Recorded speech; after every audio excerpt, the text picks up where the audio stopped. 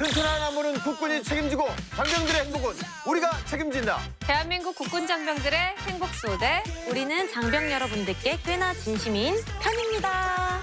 열린 병영, 소통하는 병영으로 여러분들에게 한 발짝 성큼 다가가는 여기는 행국입니다.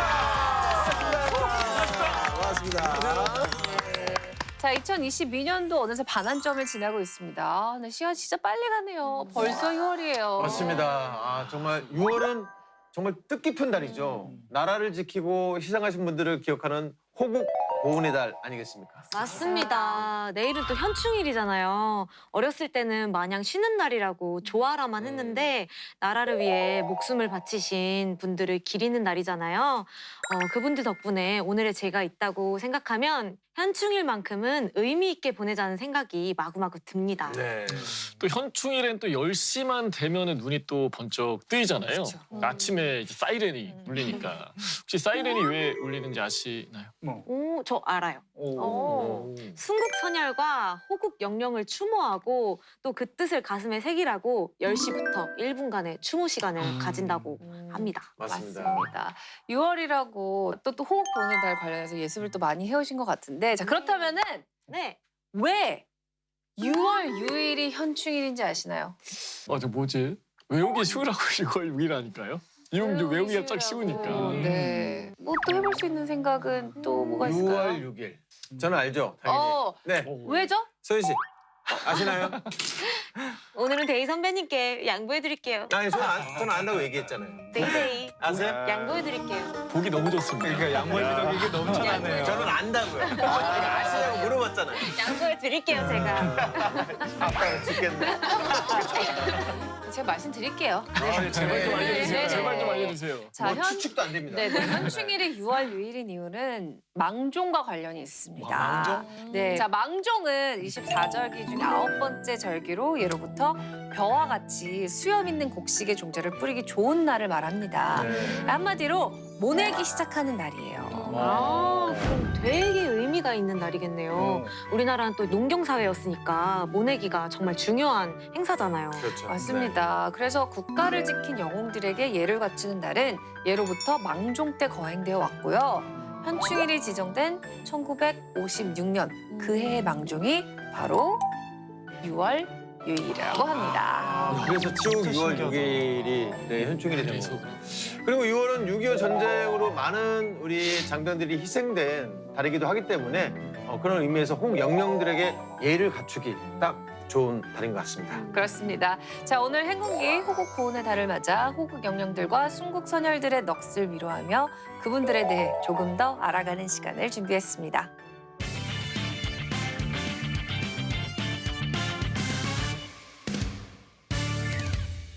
대한민국 국군 장병의 행복 병영 프로젝트 행군기 첫 번째 코너입니다. 자, 55만 국군 장병, 275만 예비역들의 리얼 공감 프로젝트. 부사군번 김대희 씨도 TV를 시청하고 있는 이군번도 함께해요. 보기만 해도 재미있는 사연, 유용한 정보가 쏟아지는 충성! TV 앞으로 모여! 충성TV! 자, 오늘은 충성TV 호국 보훈의 달을 맞이해서 특집으로 준비했습니다. 울려라 충성 골든벨! 골든벨. 아, 기쁘긴 한데 이게 참 속이 보이긴 해요. 데이데이 랭킹 프로 얼마나 안 하고 싶었으면. 그거 보고 싶은데 이렇게 또. 왜 좀 기대됩니다. 그거 보려고. 저는 데이데이 코너가 없어져서 상당히 좀 아쉬워요. 자, 여러분들은 우리나라를 위해 희생하신 순국 선열들과 호국 영령들에 대해서 얼마나 알고 계십니까? 지금의 대한민국이 있기까지 잊어서는 안 되는 중요한 역사 현장을 알고 계시냐고요? 자, 여러분 지금부터 여러분께 예. 호국 보훈과 관련된 퀴즈를 드릴 건데요. 골든벨답게 지금 여러분 앞에 네. 스케치북이 놓여 있습니다. 자, 오랜만이에요. 정답을 적어주시면 됩니다. 자신이 없지 왜 이렇게. 열심히 풀어보겠습니다. 네. 자, 그럼 여러분 준비가 되셨으면은 본격 퀴즈 들어가기에 앞서 몸풀기 퀴즈 하나 네, 해볼 건데요. 보겠습니다. 우리 TV를 시청하시는 분들도 같이 맞춰주세요. 자, 내일은 현충일이죠. 모두 나라를 사랑하는 마음을 되새기며 태극기를 개항할 텐데 자, 여기서 문제입니다. 현충일에 태극기를 다는 위치는 어디일까요? 1번 깃봉 바로 밑, 2번 태극기를 세로 길이만큼 내린 중간 부분, 3번 맨 끝 부분. 정답을 적어주세요. 자, 정답을 적어주세요. 어렵다고요? 이거 뭐? 아니, 대한민국 국민이라면 태극기를 1년에 많이 달잖아요, 저희가. 뭐 집에 최소 아니, 뭐- 태극기 안 다세요? 예, 답니다. 그러니까. 예. 그럼 당연히 알겠죠. 모를 수가 없어. 근데 이게 어떻게? 몸이 좀 풀리는 것 같은데. 자, 다 적으셨나요? 네. 네. 자, 그러면 정답판 들어주세요. 딴딴딴딴딴.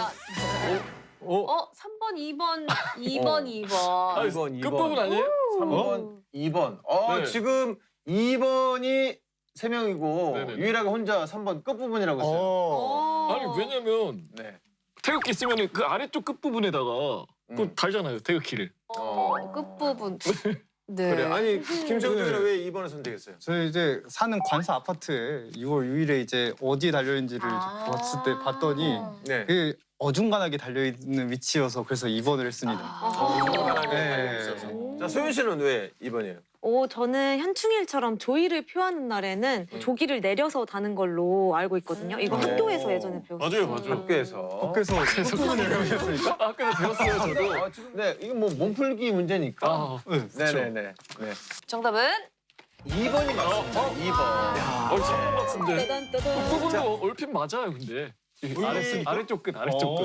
먼저 태극기는 이제 국가적인 경축일이나 조의를 펴는 날에 달죠. 자, 자, 제가 직접 시범을 보여드리면 경축일에는 이렇게 달고요. 깃봉 바로 아래에 달고 그리고 현충일은 조의를 표하는 날이기 때문에 깃봉에서 이 세로 길이만큼 내려서 다는 거예요.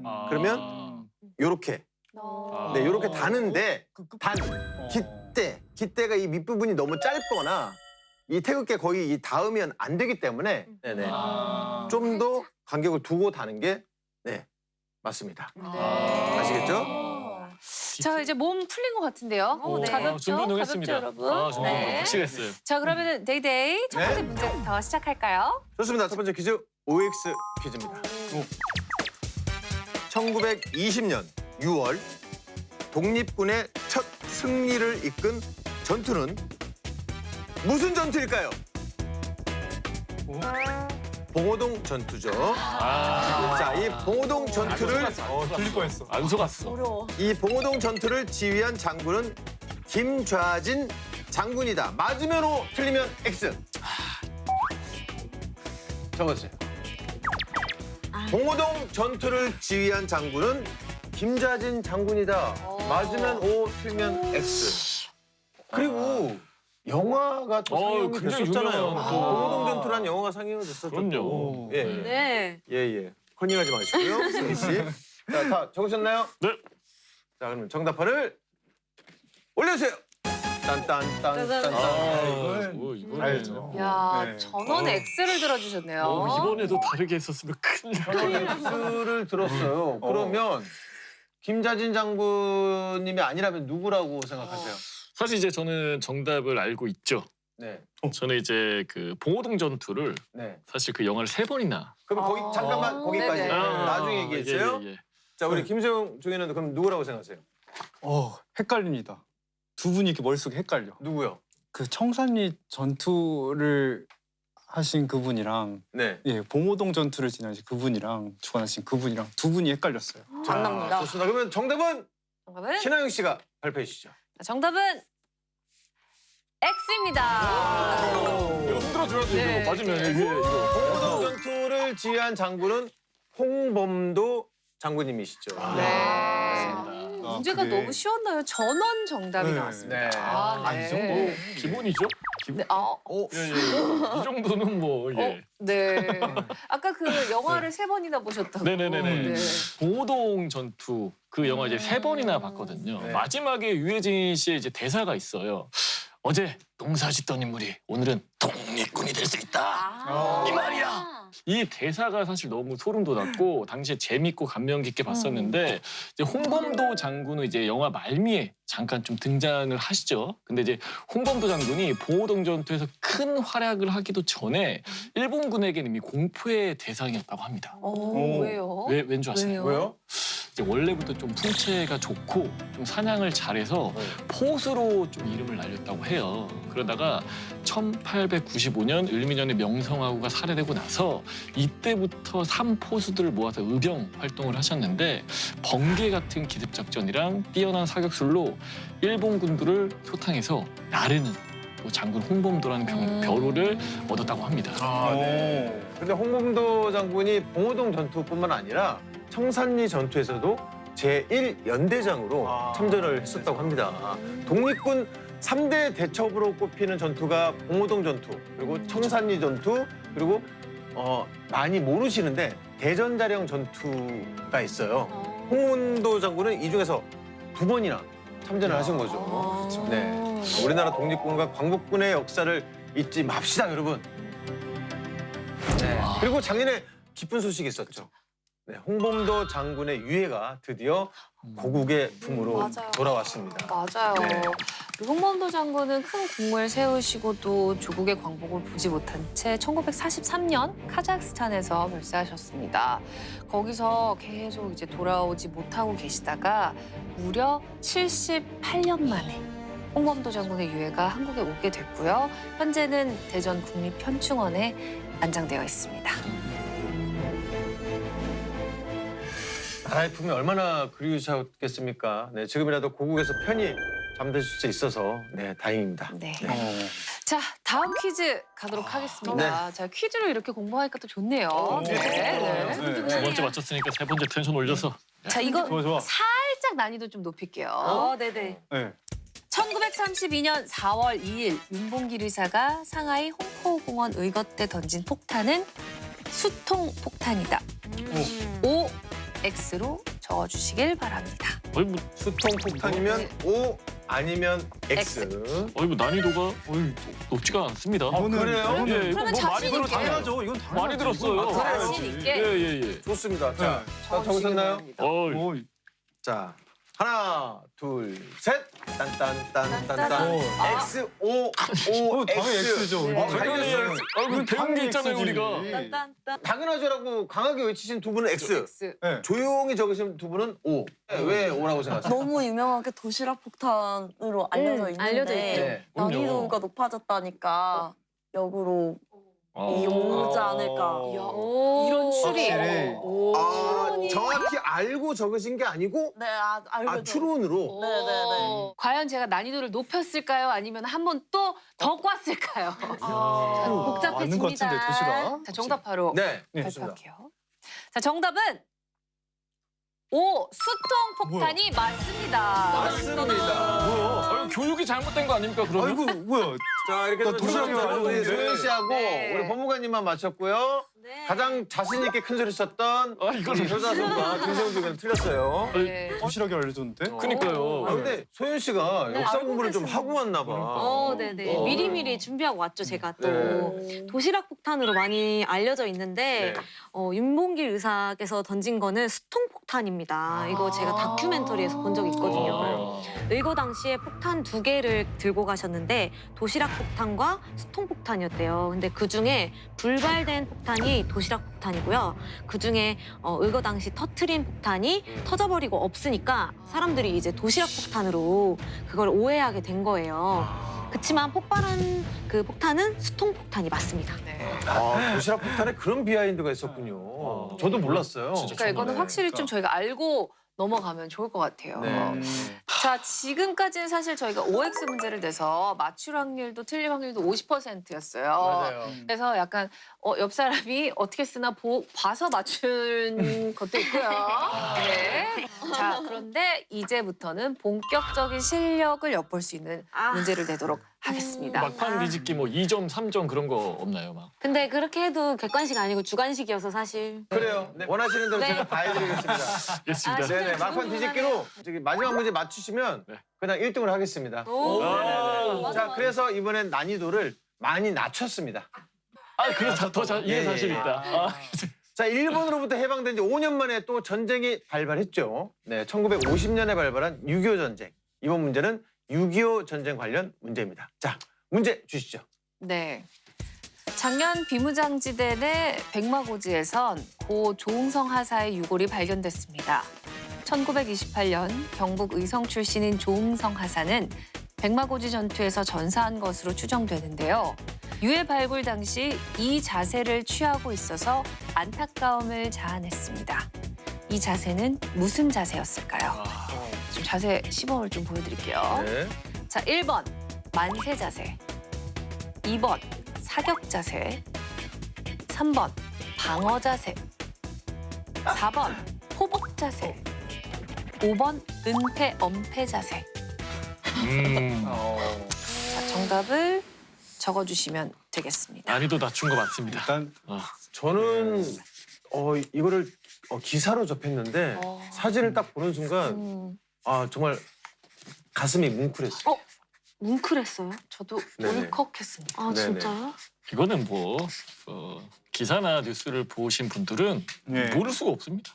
또 큰 소리. 그럼 이거는 확실히 봤어요. 이건 틀릴 수가 없지. 대한민국 사람 중에 뭐 네. 뉴스 안 보는 사람 별로 없지 않습니까? 그쵸. 본인이 자신 있으면 그렇게 크게 믿음은 안 가요, 그렇죠? 그냥 오히려 조용히 네. 있는 부분이 더 믿음이 가는데 좋습니다. 자, 준비됐으면 정답판 들어주세요. 딴딴딴딴딴. 아, 이거는 예, 이건 맞죠. 아, 정말요? 바꿀 걸. 소연 씨만 방어 자세고 나머지 세 분은 사격 자세예요.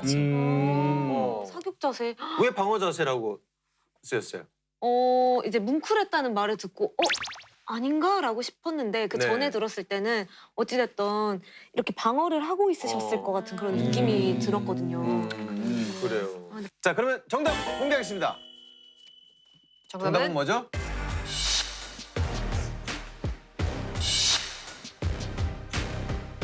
정답은 2번 사격 자세가 맞습니다. 네, 사격 자세가 맞습니다. 조응성하사의 유해는 개인 호 바닥에 엎드린 채 사격을 하고 있는 자세로 발견됐는데 방어 작전을 펼치다가 전사한 것으로 추정된다고 합니다. 이런 분들이야말로 숨어있는 영웅이라고 볼 수가 있죠. 네. 자, 조응성 하사의 신원을 확인하고 이분의 딸을 찾았는데요. 따님이 아버지의 마지막을 기억하길 어느 날 아버지가 오징어를 사와서 맛있게 먹었는데 자녀들에게 이별을 고하는 심정으로 맛있는 걸 사주신 것 같아 잊을 수가 없다라고 회고를 했다고 합니다. 물론 70여 년 만에 아버지의 시신을 찾아서 너무 감사한 마음이겠지만 얼마나 마음이 그때까지 아팠을까 진짜 저도 지금 먹먹해지네요. 네. 네, 1952년은 전쟁이 한참 이제 절정으로 치닫던 시기였습니다. 그래서 강원도 철원에서 국군 구사단과 중공군이 백마고지를 두고 팽팽한 접전을 벌인 그때였던 거예요. 백마고지가 강원도 철원군에 있는 야산인데 남쪽 끝자락에 매달려 있는 해발 395m밖에 안 되는 고지거든요. 이 일대가 철원평화와 서울을 연결하는 요충지였기 때문에 이 고지를 빼앗기면 보급로를 이용할 수가 없으니까 전략적으로 아주 중요한 절대 빼앗기면 안 되는 그런 요충지였던 거죠. 그래서 근데 어떻게 됐나요? 뺏겼나요? 아니면 빼앗았나요? 이게 정말 치열했던 게 7번이나 주인이 바뀔 정도로 치열한 사투가 이어졌는데 자, 그 끝에 결과는 백마고지를 탈환했죠. 우리의 국군 제9사단이. 네. 자, 이 전투의 대승으로 국군 제9사단은 상승 백마라는 칭호를 얻었고요. 그리고 승리의 상징 백마를 따서 제9보병사단 백마부대로 거듭나게 됐습니다. 한 번쯤 들어보셨죠? 네, 백마부대. 네. 많이 들어봤어요. 자, 이 백마고지 전투로 인해서 한국군의 전투 능력을 인정받게 됐지만 이 영광 뒤에는 많은 국군 장병들의 희생이 뒤따랐습니다. 전쟁이 휩쓸고 간 현장은 그야말로 참혹했다고 합니다. 사용된 포탄 수만 27만 발이 넘고요.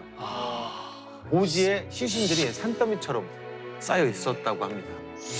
맞습니다. 국방부에서 유해를 발굴했을 당시에도 유해들이 전부 형태를 알아보지 못할 정도였다고 해요. 그러니까 탄산 음료병을 활용한 화염병부터 총탄에 맞아 뚫린 수통까지 발견이 됐습니다. 네, 그런데 조홍성 하사 전에 신원을 확인한 첫 번째 전사자가 또 있었다고 합니다. 고 김일수 하사인데 김일수 하사 또한 발견 당시 상체가 유실된 상태였었고 머리뼈와 하체 부위만 남아있는 상태였다고 합니다. 그래서 이제 같이 발견한 숟가락 뒷면에 새겨진 이름 표기를 보고 신원을 추적하게 됐고 네, 국방부에서 백마고지에서 유해 22구를 발굴했지만 수습된 유해들이 온전하지 못해서 현재까지 2명의 신원만 확인이 됐다고 합니다. 근데 사실 이거 보기 전만 하더라도 유해 발굴을 하면 금방 찾을 것 같은데 이런 생각을 사실 막연하게 했었거든요. 솔직히 말씀드리면. 아무튼 간에 이제 나머지 유해들의 신원도 얼른 확인이 되면 좋은데 어떻게 좀 빨리 찾고 이렇게 좀 잘 찾을 수 있는 방법이 있을까요?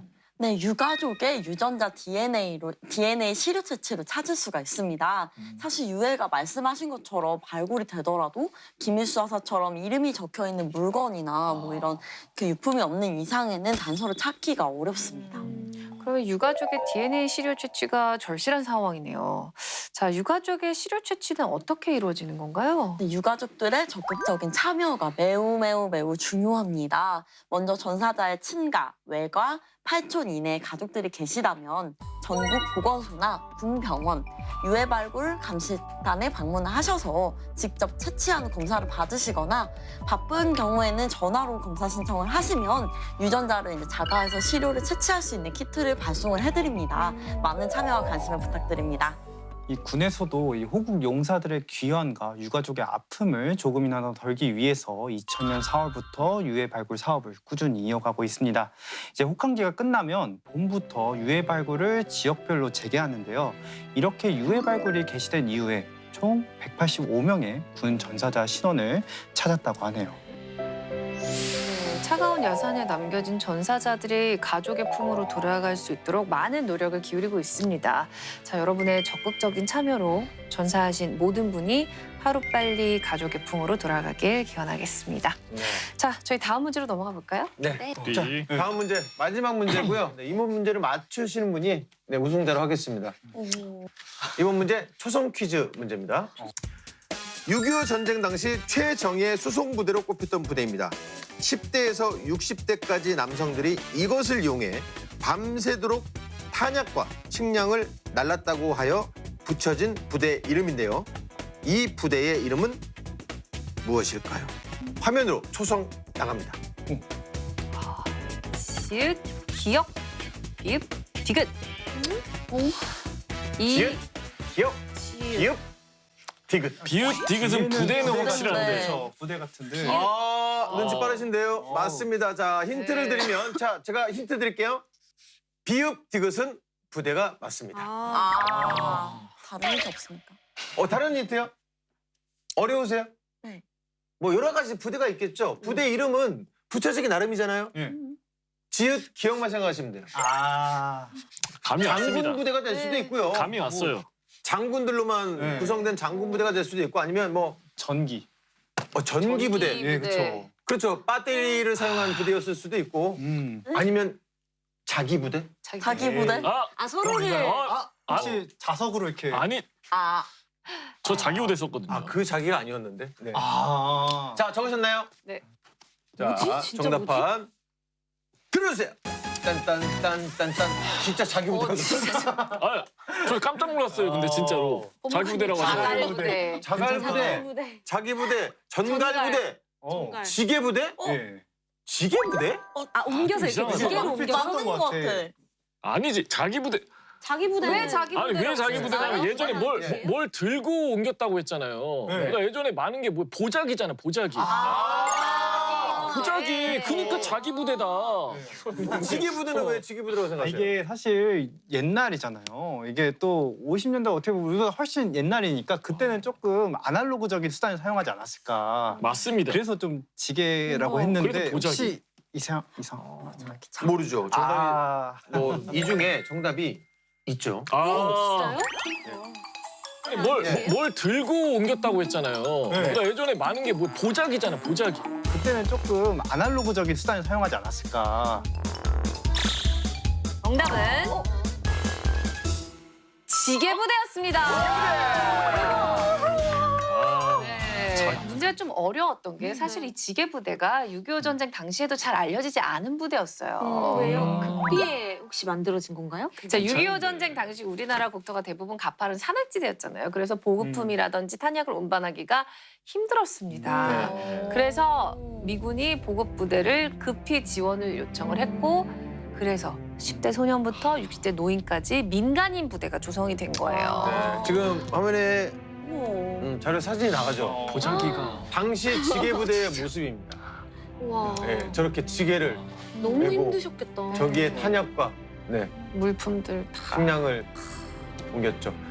군인도 아닌 민간인 신분으로 45kg이 넘는 이 군 보급품을 등에 메고 그것도 16km 떨어진 참호까지 왕복하고 또 나르고 맨몸으로 이 총탄 세례가 쏟아지는 전투 현장 한가운데를 뚫고 지나다니신 거예요.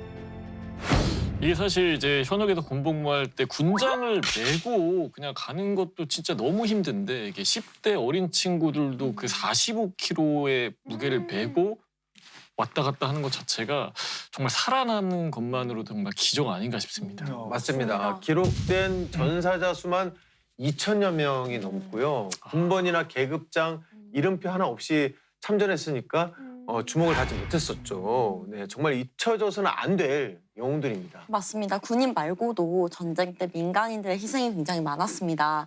그중에서도 소년병과 학도병이 있습니다. 소년병은 병역 의무가 없는 만 17세 이하의 청소년을 의미합니다.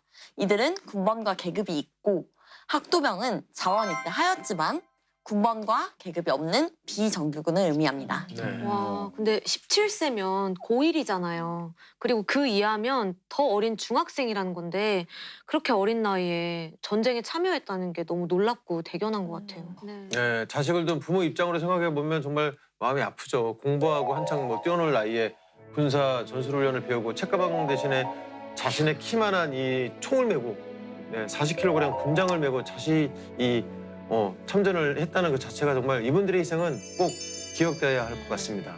네. 자, 오늘 호국 보훈 특집 저희가 준비한 퀴즈는 여기까지입니다. 아닙니다. 아, 아닌가요? 네, 퀴즈가 하나 더 남았어요.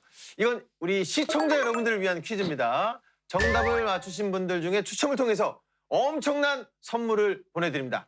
서현선, 네. 퀴즈 내시죠. 6.25 전쟁 정전협정이 체결된 장소는 어디일까요? 정답을 아시는 분은 행군기 SNS로 정답을 보내주세요. 보내주실 때는 재미난 사연과 궁금한 이야기도 함께 보내주시는 거 아시죠? 아래 나가는 주소로 모두 보내주세요.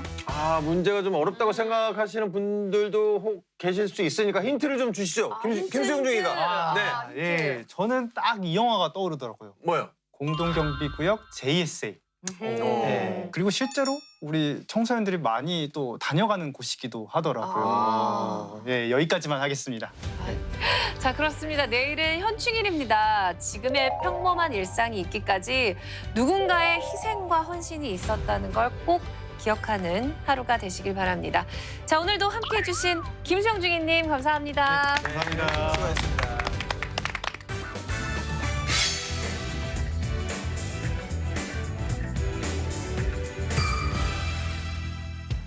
대한민국 국군 장병들의 인권을 사수하라. 행복한 내일을 위해 그날의 사건을 되짚어보는 사건의 재구성 시간입니다. 네, 장병들의 행복한 병영 그리고 인권을 위해 행군기가 앞장서겠습니다.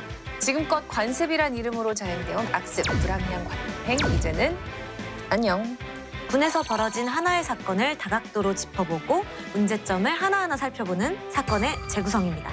네, 오늘도 사건의 재구성 육군본부 과학수사센터의 윤대중 수사관님 함께하십니다. 안녕하십니까? 안녕하십니까? 범죄심리와 과학사로 사건을 재구성하는 윤대중입니다. 자, 그럼 오늘의 사건 바로 만나보시죠. 아이 미친 XX가 어딜 만져? 만지지 마. 중대장한테 미친 XX라고 욕을 한 거예요. 이게 실제로 이게 가능한 건가요? 그 핀잔을 하면 네라고 매일 똑같은 행동을 반복했어요. 이런 친구들을 저 군생활 할 때는 소위 이제 일명 그 고문관이라고 아, 이렇게 불렀거든요. 맞아요, 맞아요. 근데 그 냄새가 살짝 나는 것 같은데요?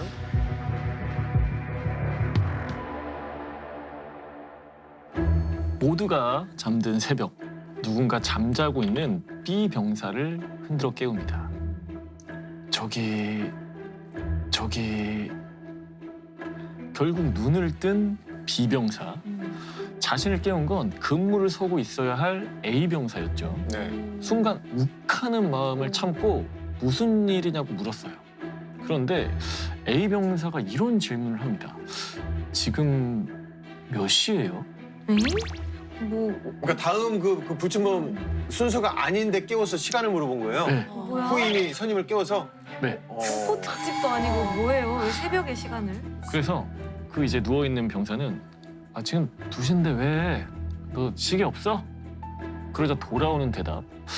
저 시계는 있는데 불을 켤 줄 몰라서 시간을 못 봤어요. 시계가 있는데 불을 켤 줄 몰라서 네. 다음 순번 그 근무자도 아닌 선임을 깨워서 시간을 물어본 거예요. 네. 뭐야? 그런데 놀라운 건 B 병사의 태도였습니다. 여러분이라면 이런 상황에서 어떤 반응을 할 것 같으세요? 아니 군대에서 진짜 수면 시간 1분 1초가 정말 아깝거든요. 그쵸. 근데 그거를 후임이 시간 물어본다고 깨우면 화나죠. 그러니까 새벽에 곤히 자는 사람을 깨우는 거는 뭐 불이 났다거나 너무 아파서 응급 상황이거나 뭐 이렇게 좀 급할 때, 진짜 급할 때 깨우는 거 아닌가요? 그렇죠. 지금 말씀하시는 것처럼 누구나 다 화를 내도 이상하지 않는 상황이잖아요. 네. 그런데 비병사는 아무렇지도 않은 듯 다시 잠을 청했어요. 그냥. 성격 좋네. 아니면 이런 일이 처음이 아닌 거예요. 음. 한두 번이 아니었던 거야. 아침에도 이상한 상황은 계속 이어졌어요. 아침에 일어난 A 병사는 일어나자마자 침상을 정리하고 행정반으로 향합니다. 바로 이것 때문에. 커피. 바로 이것 때문에. 일회용 커피. 커피? 어. 커피를 마시러 간. 그래도 되나요? 모닝커피. 모닝커피. 다들 주변에서 황당하게 쳐다보건 말건 A 병사는 아무런 상관을 하지 않았어요. 매일 아침 행정반 소파에 앉아서 여유롭게 모닝커피 한 잔을 즐겼죠. A 병사는 그렇게 할 때마다 핀잔을 하면 네라고 계속 대답만 하면서 매일 똑같은 행동을 반복했어요. 이거는 상식적으로 이해가 안 되는데. 예. 이상한데? 놀랍게도 이런 일은 소소한 에피소드에 불과했어요. A 병사는 불침범 근무를 잊어버리기도 하고 아침 기상 시간에 늦잠을 자기도 일쑤였어요. 게다가 청소할 때 되면 매번 배가 아프다면서 화장실 칸에 들어가 버렸어요. 그러니까 청소를 해야 하니까 빨리 잠시 나와라 라고 얘기를 해도 문을 잠그고 절대 말을 듣지 않았죠. 이런 친구들을 저 군생활 할 때는 소위 이제 일명 그 고문관이라고 이렇게 맞아요, 불렀거든요. 맞아요. 근데 그 냄새가 살짝 맞아. 나는 것 같은데요?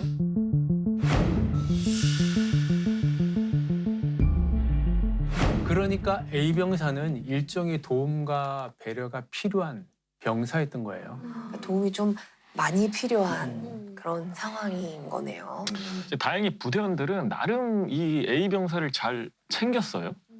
아까 이제 B 병사의 반응을 보시면은 알겠지만 최대한 A 병사한테 화를 내진 않았어요.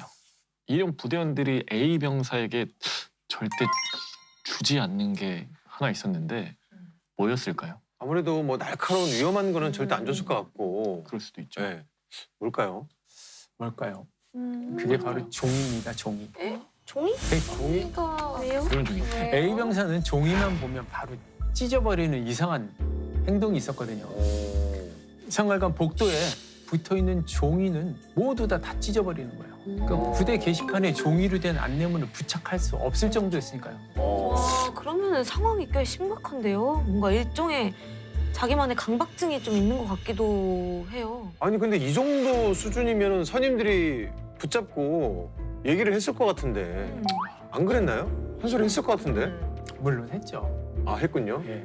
그러니까 A 병사 때문에 자꾸 이제 근무나 훈련에 차질이 생기니까 네. 참다 못한 선임이 A 병사를 앉혀놓고 잔소리를 했어요. 해야죠. 그럴 때면 A 병사는 누가 언제 어떻게 자기를 혼냈는지 이런 것들을 쭉 기록해 놓다가 네. 조금 과장을 해서 마음의 편지를 썼어요. 아.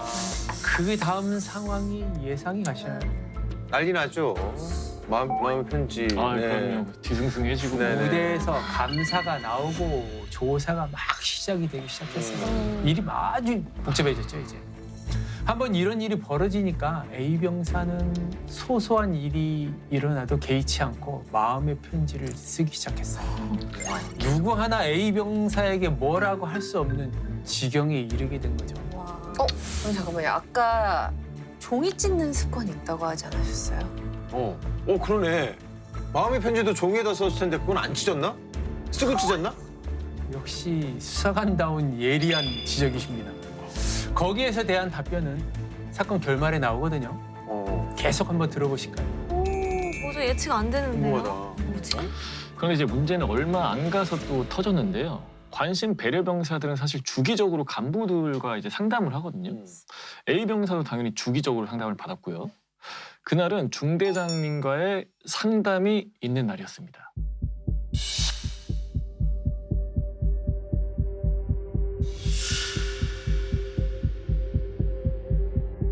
중대장님은 물었어요. 부대 생활 뭐 힘든 거 있냐? 그랬더니 병사가 대답하길 밤에 잠을 못 잔다. 우울해서 뭘 할 의욕이 안 생긴다. 집에 가고 싶고 군에서 뭐 삶의 의미를 못 찾겠다. 라는 거예요. 그러면 이제 우울증 증상 때문에 이렇게 행동을 했던 건가요? 그래서 당연히 중대장도 A 병사를 다독였습니다. 힘들지? 하면서 이렇게 어깨를 토닥였죠. 네. 그런데 갑자기 연성을 높이더니 아이 미친 XX가 어딜 만져? 너 나 죽이려고 그러지? 만지지 마!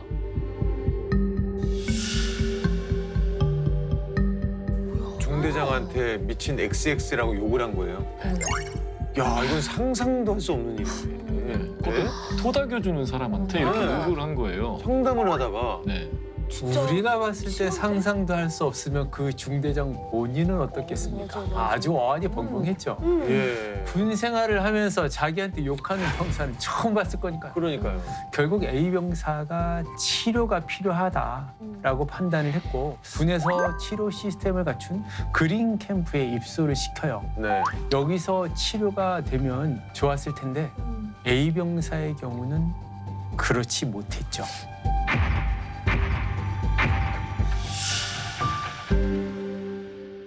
그리고 이제 그린 캠프에 입소한 A 병사는 틈만 나면 창문에서 뛰어내리겠다고 협박을 해댔고요. 점호할 때마다 뭐 이거 이해할 수가 없는데 항문이 아프다는 소리를 치는 등 계속 돌발 행동을 거기서도 했습니다.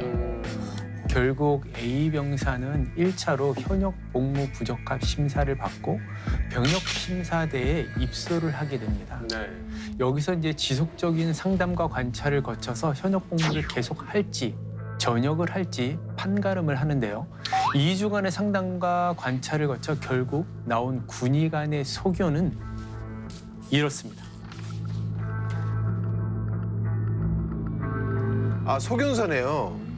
진단명이 강박장애, 우울장애, 경계성 지능장애. 지능검사 기준 72점 이렇게 나와요. IQ가 72라는 얘기거든요. 70. 아, IQ가 72. 예. 좀 낮은 거 아닐까? 그러니까 70 이하의 IQ라고 얘기하는 것은 지적 장애로 분류가 돼요. 네. IQ가 71에서 84까지 해당이 되면 경계성 지능 장애라고 이야기를 하거든요. 그러니까 일상생활은 다 가능해요. 사회생활을 할 때 일을 처리하거나 소통하는데 조금 문제가 생기는 경우가 많죠. 아, 그렇구나. 근데 이게 왜 이제서야 발견이 된 거죠? 입대할 때 신체 검사 같은 걸 다 하잖아요. 그렇죠. 하죠. 하죠. 그러니까. 보통 경계성 지능 장애인 경우에 입영 신체 검사 때 다 발견되게 되어 있어요. 그래서 사급 판정을 받고 공익근무 요원으로 복무하기도 하는데요. 간혹 이 사례처럼 뒤늦게 발견되는 경우도 있어요. 그러면 이번 경우는 경계성 지능장애가 좀 뒤늦게 발견되는 바람에 여러 가지 일들이 발생한 좀 안타까운 사연인 거예요. 그러네. 안타까운 사연이네요. 그러네요. 이거. 과연 어? 그럴까요? 과연? 네? 과연 어? 그럴까요? 과연? 네? 틈만 나면 창문에서 뛰어내리겠다고 붙어있는 종이는 모두 다 찢어버리는 거예요. 시계는 있는데 불을 켤 줄 몰라서 시간을 못 봤어요. 아침 기상 시간에 늦잠을 자기도 일쑤였어요. 과장을 해서 마음의 편지를 썼어요.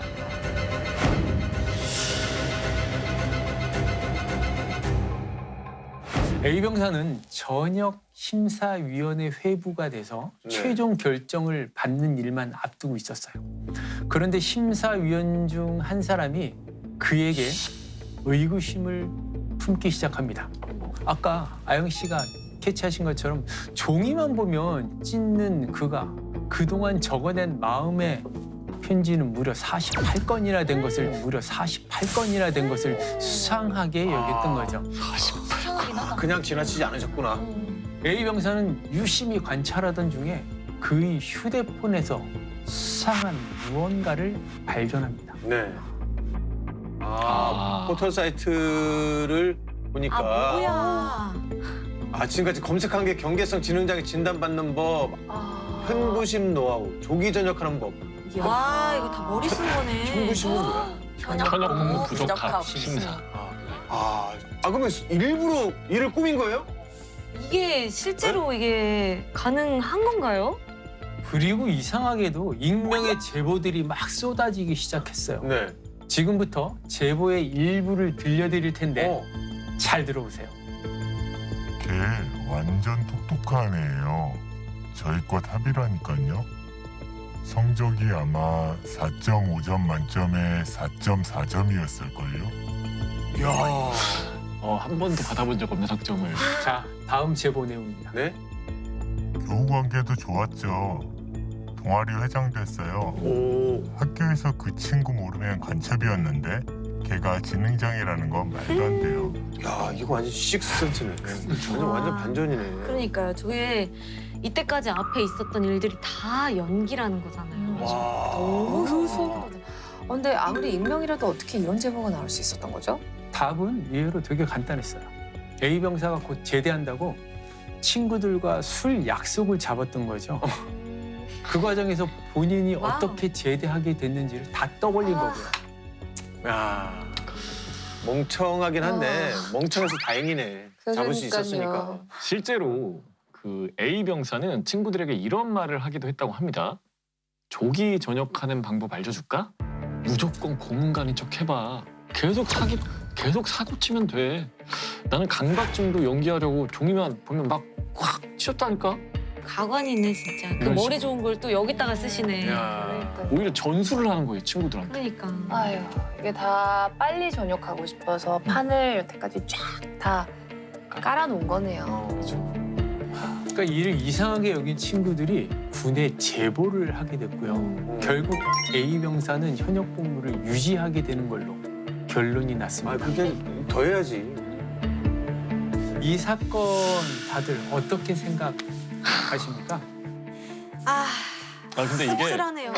실제로 뭐 어떤 뭐 정신적인 문제라던가 여러 가지 문제가 있음에도 불구하고 본인은 또 현역을 가겠다라고 하는 친구들도 있어요. 거꾸로. 있어요. 네, 진짜 있고 그런데 반대로 없는데도 불구하고 어떻게든 나가보겠다고 이렇게까지 하는 또 반대 사연을 보니까 이게 감정이 되게 좀 미묘한 것 같아요. 네. 솔직히. 진짜 근데 수단과 방법을 가리지 않는 것 같아요. 자기가 맞아요. 뭐 어떻게 비춰지든 그런 거 다 상관없이 그냥 어떻게든 여기를 빨리 나가야지라는 이 목적을 가지고 한 거니까. 그러니까요. 그 조기 전역을 해야지 그 목적으로 일부러 이상한 사람인 것처럼 이렇게 쭉 감쪽같이 연기를 했다는 게 저는 진짜 소름이 끼치는 것 같아요. 맞아요. 그 일관성을 유지했다는 것도 너무 소름이 끼치고 네. 근데 그 몇 개의 허점 때문에 나중에라도 이게 드러나서 아 정말 뭐 다행이죠. 다행이다. 다행인 거죠. 다행이다. 이게 잘하고 싶어서 열심히 하는 병사들이 많은데 그럼에도 불구하고 뭔가 마음이 따라주지 않는 병사들이 힘들어하는 병사들이 많거든요. 그럴 때 필요한 어떤 관심과 배려 이런 제도를 역이용해서 이거를 그냥 이런 식으로 받으니까 뭐 염치가 없어서 한참 없어 보이고 왜 이렇게까지 작정하고 연기했을까요?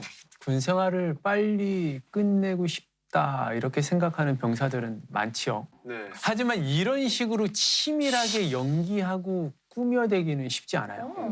모두를 속일 수 있었던 이유는 A 병사의 특징 때문에 가능했을 겁니다. 특징? A 병사는 연극성 인격 장애로 보여요. 정말로 정신적인 문제가 좀 어느 정도 정들어. 있긴 하네요. 네. 연극성 인격 장애. 연극성 인격 장애인 경우 되게 활동적인 것처럼 되게 보이지만 가만히 들여다보면 과장된 말과 행동을 많이 하거든요. 그러니까 타인에게 관심이 자신한테 집중되지 않으면 되게 많이 스트레스를 느낍니다. 타인의 인식이나 인정에 따라서 자존감을 형성하기 때문에 되게 많이 불안정하죠. 감정의 변화의 폭이 크고 지나치게 자기 중심적인 특징이 있어요. 아, 그럼 마음의 편지도 관심받고 싶어서 쓴 건가요? 물론 연극성 성격 장애인 A 병사가 관심을 충족할 수 있는 방법이기도 해요. 근데 A 병사는 목적을 가지고 연기를 하고 있지 않습니까, 지금? 그렇죠. 누군가 자꾸 주의를 주고 경고하고 잔소리하면 제동이 걸리게 되겠죠. 그래서 마음의 편지로 자신을 보호하려는 수단으로 선택한 겁니다. 그 마음의 편지라는 게 좀 쉽게 털어놓지 못하는 얘기를 터놓을 수 있도록 이렇게 마련한 제도잖아요. 근데 그런 식으로 악용을 하면 안 되죠. 네. 좀 구체적인 사안을 봐야 되겠지만 형사나 징계 처분을 받게 할 목적으로 타인에 대해서 이제 허위 사실을 신고를 하게 되면 무고죄에 해당이 되는데 A 병사가 주변의 동료 병사들이나 간부들의 징계를 받게 하기 위한 목적으로 마음의 편지를 이제 허위로 쓰게 됐다면 무고죄로 기소될 가능성도 있습니다.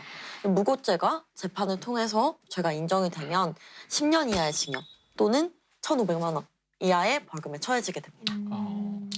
저는 A 병사가 했던 모든 행동들 물론 잘못된 행동이지만 이해가 안 되는 가장 놀라운 거는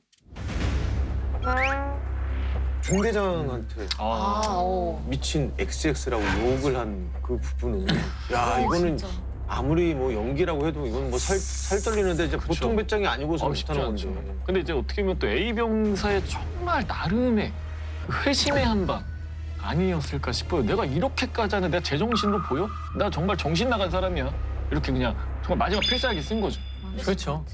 A 병사가 조기 전역을 목적으로 지금 연기를 하고 있는 상황이었지 않습니까? 그런 와중에 중대장에게 욕설을 하는 행위는 일부러 내가 이 정도로 모자란다. 뭐 이런 거를 표현하기 위한 거겠죠. 사실 중대장에게 욕설하면 처벌을 받는다라는 걸 알고 있지만 그것까지 감수해 가면서 군 부적응 사례를 스스로 만들어낸 겁니다. 특히나 군형법에서 상관모욕죄는 벌금형이 없고 징역형만 있습니다. 그만큼 높은 처벌 수위를 유지를 하고 있는데 그만큼 군에서의 위계질서 및 그런 명예감정의 보호를 중요하게 생각하고 있습니다. 네. 이 A 병사랑 같이 생활했던 병사들은 시한폭탄 안고 사는 기분이었을 것 같아요. 정말 기이한 짓 많이 했잖아요. 근데 그걸 어떻게 참았을까요? 사건에서 살펴봤듯이 처음엔 잔소리도 해보고 경고를 주면서 주변에서도 많이 노력한 것으로 보입니다. 하지만 마음의 편지로 자신이 괴롭힌 것처럼 보고되었죠. 또 아무리 말을 해도 전혀 듣지 않는 A 병사를 보며 하나 둘씩 포기를 한 거예요. 게다가 배려 병사로 지휘관이 많이 배려하라는 지시까지 내렸으니까 네. 자연스럽게 모두들 다 방관하게 되었을 겁니다. 아 정말 또 이 의아했던 게 A 병사가 IQ 그 검사에서 72로 그 경계성 지능장애 판정을 받았는데 근데 알고 보니 학점 4.5 만점에 4.4에 과톱에 뭐 학회장도 하고 예 그랬단 말이죠. 수재였단 말이죠. 그러면 검사 결과를 조작했다는 얘기인데 이게 가능합니까 현실적으로? 네, 실제로 비슷한 사례가 있었다고 합니다. 아 그래요? 네, 훈련소에 입소한 이후부터 정신질환을 계속해서 호소해온 훈련병이 있었는데 10여 차례의 진료를 받으면서 지능이 66, 지적 장애에 해당되는 진단을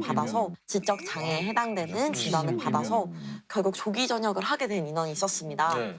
알고 보니까 그런데 이 훈련병은 대학에서 우수한 성적을 받고 일반인과 다름없이 생활을 해오던 게 결국 들통나게 됩니다. 오, 그분도 처벌을 아주 세게 받으셨을 것 같아요. 네, 물론입니다. 징역 1년, 집행유예 2년의 선고를 받았습니다. 물론 이런 형사적 처벌을 받은 것도 물론이거니와 재입대를 해야 되는 상황까지. 네네. 그렇죠. 근데 약간 좀 걱정이 되는 게 지금 오늘의 또 이 사례를 보고 누군가 또 따라하려고 하는 모방 범죄 아. 이런 거는 뭐 없겠죠? 아, 멍청한 짓이죠. 다 걸립니다, 결국에는. 진짜. 제가 여러 번 말씀드렸잖아요. 모든 접촉은 흔적을 납니다. 네. 어떤 수를 쓰든 다 적발되게 되어 있거든요. 그러니까 모방 범죄는 꿈도 꾸지 마세요. 사실 뭐 제가 군 생활할 때도 그 고문관이라는 은어를 썼었거든요. 이제 다른 병사들한테 이제 민폐가 되는 행동을 하거나 뭐 규칙을 따르지 않는 산만한 병사들을 좀 그렇게 이제 불렀었는데 이런 병사들, 이런 병사는 또 어떻게 좀 대하는 게 좋을까요? 국민이. 법규와 규칙, 방침 뭐 이런 거 따르지 않는 부분들을 그냥 주변에서 보고 그러니까 규정에 따라서 강력하게 처벌하고 경각심을 주는 게 가장 좋은 방법입니다. 네. A 병사처럼 연극성 인격 장애가 있는 경우나 심리적인 문제가 있어서 그런 경우에는 어떻게 하죠? 그러니까 A 병사처럼 연극성 인격 장애인 경우에는 감정이 되게 빠르게 변하고 진실하지 않습니다. 상대방의 눈치를 살피면서 반성하는 척 가짜 깨달음을 연기하는 경우도 많고요. 그래서 연극성 인격 장애를 안고 있는 사람들은 치유하기가 매우 오랜 시간 어렵습니다. 그렇다고 해서 그러한 행동을 비난하거나 지적하는 것은 방어적인 태도와 치료 거부를 불러일으킬 수 있는 지름길입니다. 상담 치료를 받을 수 있도록 부드럽게 이끌어주고 스스로 주의할 수 있도록 꾸준한 관심을 가져주는 게 가장 좋은 방법이고요. 네. 그렇습니다. 자, 오늘의 사건 되짚어 보겠습니다. 자, A 병사는 입대 후에도 조기 전역을 노리고 일부러 고문관인 척 연기를 했는데요. 알고 보니 치밀하게 연기를 했던 거였습니다. 자, 주변 사람들을 기만하고 병영 분위기를 어지럽힌 A 병사에게 강력한 처벌이 뒤따르겠죠? 불침번 근무를 잊거나 기상 시간을 놓치고 청소하지 않으려고 이제 화장실에 들어가서 매번 뭐 문을 잠그기도 했고요. 이거 보통은 상상도 못할 행동인데 당연히 문제가 되지 않을까요? 네, 물론입니다. 하나하나 짚어드리도록 하겠습니다. 네. 불침번 근무를 하지 않는 것 혹은 잊어버리고 이제 태만히 하는 것은 근무 태만에 해당이 됩니다. 네. 성실의무 위반으로 징계를 받게 됩니다. 그리고 기상 시간을 놓치고 일어나지 않는 것, 그리고 청소를 기피하는 행위 모두 복종 위반, 지시불이행에 해당이 됩니다. 네. 이 사안들은 감봉에서 군기교육에 해당하는 징계를 받게 될 것으로 생각됩니다. 네. 이런 행위가 여러 차례 반복이 되거나 굉장히 고의성이 짙다면 가중처벌하고 있습니다. 네. 자, A 병사의 문제가 심각하게 도드라지자 지휘관들의 판단으로 그린 캠프에 입소를 하게 되잖아요. 근데 이 그린 캠프가 정확히 어떤 과정인 거죠? 네, 그린 캠프라고 하는 것은 이제 병영 생활 중에 복무에 부적응하는 병사에 대해서 조치가 필요하다고 식별되는 병사에 대해서 간부가 입소를 이렇게 건의를 합니다. 입소에서 이제 다양한 심리 검사, 상담 통해서 병사들을 살펴보는데 자대 복귀가 가능하다고 생각되는 병사들은 심리 치료를 통해 진행을 해서 복귀를 시키고 네. 현역 복무 부적합 대상자에 대해서 이제 신속한 후속 조치를 진행하게 됩니다. 그러면 심리적으로 힘들어하는 복무 부적응자는 그린 캠프를 거쳐야만 심사를 받을 수 있는 건가요? 아, 그렇지는 않습니다. 본인의 희망이나 이제 부대 자대 지휘관이나 간부님들이 현역 복무 부적합 심의위원회에 심의를 청구를 할 수 있습니다. 이렇게 1차 심의가 열리게 되면 결과는 총 3가지로 나뉘게 됩니다. 첫 번째, 병역 처분 변경 심사위원회, 전역심사위원회라고 부르기도 합니다. 전역심사위원회 회부로 결정이 되면 병역 심사대를 거치지 않고 바로 사성장군급 부대에 전역 여부에 대한 2차 심의를 받게 되는 겁니다. 두 번째로는 병역 심사대에 입소하는 경우입니다. 병역 심사대에 입소해서 또 2주간 더 살피는 과정이 있는데 네. 이 심사대에 입소를 하는 거고 세 번째가 계속 복무입니다. 아, A 병사가 1차 심사에서 병역 심사대를 거치는 케이스였다가 제보가 들어오게 돼서 계속 복무로 결정된 사안입니다. 그러면 정신적으로 이상이 있어서 조기 전역을 결정하는 경우에는 최종 판정 기준이 어떻게 되나요? 네, 상세한 이 본인과의 상담 내역, 진술, 가족들이 전역을 희망하는 여부와 정신과 진료 내역, 민간 군의관 진료 내용 모두 봅니다. 그리고 신인성 검사라고 해서 이제 저희 인성 검사하는 거 결과 부대 동료들의 면담과 관찰 내용 그리고 지휘관의 의견들 모든 자료를 받아보게 돼서 이제 계속 복무할 수 있는지 여부를 다방면으로 깊이 검토를 해서 2차 심의에서 최종적으로 전역 처분을 결정하게 됩니다. 아, 이게 진짜 판단 착오가 없으려면 정말 이런 좀 꼼꼼한 검토가 필요하다고 생각을 하는데 네. 사실 A 병사처럼 일부러 이제 노리는 사람이 있을 수도 있지만 또 반드시 또 조기 전역을 해야 되는 친구들이 있을 수 있잖아요. 맞습니다. 네, 또 이제 제 생각보다 뭐 들어보니까 굉장히 좀 제도가 잘 마련되어 있는 거 아닌가 싶습니다. 네, A 병사는 이제 이 사건이 다 드러났으니 만약에 저라면 너무 부끄러울 것 같아요. 그렇죠. 조기 전역하려고 일부러 거짓말과 꾸며낸 행동을 했는데 여기에 대해서는 어떤 처벌을 받게 되나요? 네, 아까 말씀드렸다시피 형사처벌이 가능합니다.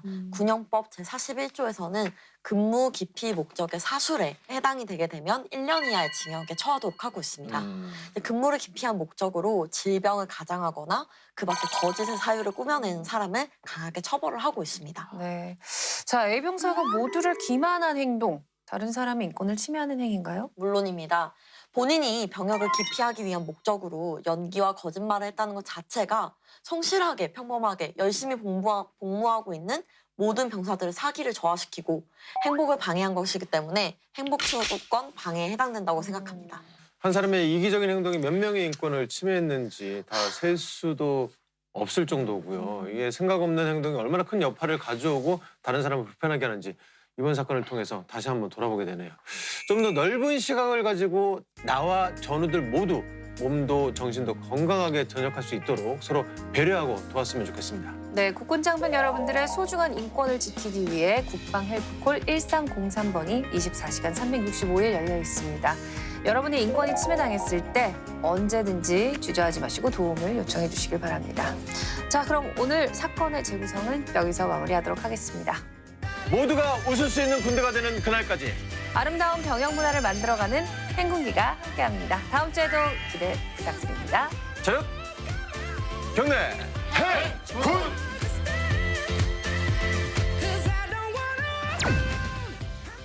한 남자가 달려오기 시작합니다. 야, 뛰어! 쓰레기는 완전 완전 쓰레기야. 총동원하여 강력한 처벌을 하게 되는데요. 정말 질이 나쁜 행동인 것 같아요. 좋은 향기가 나지 않아요? 나는 것 같습니다. 반해버렸어. 안녕하세요. 러브맨 진예입니다. 자, 오늘 춘성 TV의 주제는요 바로 행복 모먼트입니다. 자, 우리 장병들은 언제 행복을 느낄까요? 내 생의 봄날은 온다. 네, 내게도 봄이 오나 복은 군대에서 가장 행복한 순간 베스트 5. 오.